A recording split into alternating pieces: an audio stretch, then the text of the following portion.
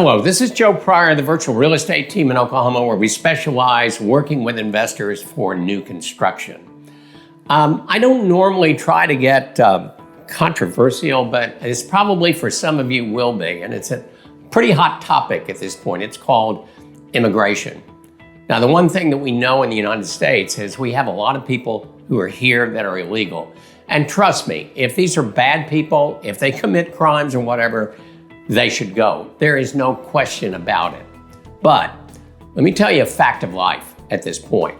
And I think the statistics I'm about to give you are minimum statistics, and it's going to affect the real estate market in a big way. And not just that, the oil industry, a lot of things. It's already affecting fruits and vegetables, agriculture, where in some states as many as half of the people that are working in the fields are not showing up for work. This is very inflationary.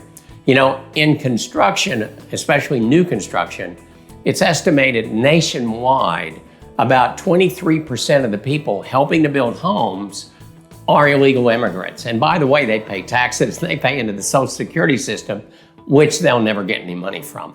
But let's leave that aside. The thing is this, if you lose that 23%, and by the way, I think that's a conservative number, especially in Oklahoma and Texas. I'd say half in a lot of places is probably a better estimate. And these people work dusk to dawn. They're the hardest working people I have ever met in my life. They are fantastic. They get things done on time. But if they're not there to build, then what we're going to have to do is we're going to have to contend with American labor that is going to be slower, and it's also going to be more expensive, and that is inflationary. So it is concerning to me in real estate, and maybe you're saying, oh, Joe, you're being so self-serving. Maybe I am, but I also happen to service people that want to buy investment property to get wealthy.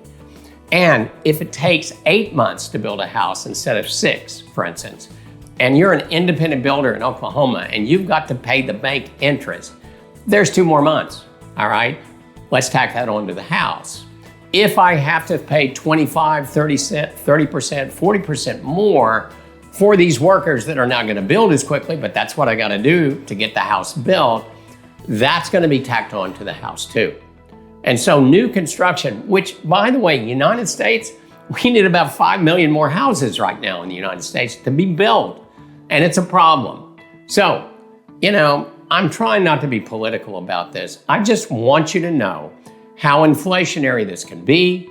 And if you're into new construction, if you're into remodeling, if you're into roofers coming to put a roof on your house, you are going to be paying a lot more money. Now we're gonna have to wait and see how extensive this policy is. I don't think anybody's absolutely sure, but at this point it looks like it's really ramping up quite a bit. So we'll just have to wait and see what happens here. But hold on to your hats. This can really be a game changer in terms of pricing on homes, inflation that kind of makes interest rates go up. It can really impact us in a big way. So in my way of thinking, and I know this is gonna sound like a hard sell, if you're not ready to buy, don't buy. If you don't have the ability to buy, don't buy. But if I was a betting man, I'd be looking at houses right now that are on the market at a particular price. And if I'm ready to go, if I want it, or even if you're an owner occupant, I would be buying at this moment. Rates could go up, but I think labor is going to go up because I think this is a reality.